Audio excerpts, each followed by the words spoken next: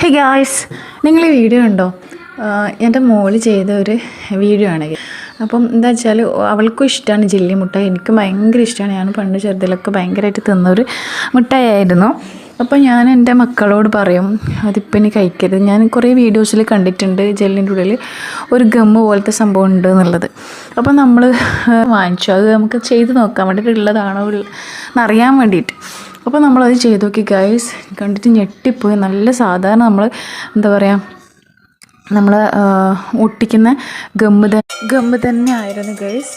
അതുകൊണ്ട് maximum share ചെയ്യുക. ഇനി മക്കളൊന്നും ഇത് കഴിക്കാതിരിക്കട്ടെ. കണ്ടോക്കാം.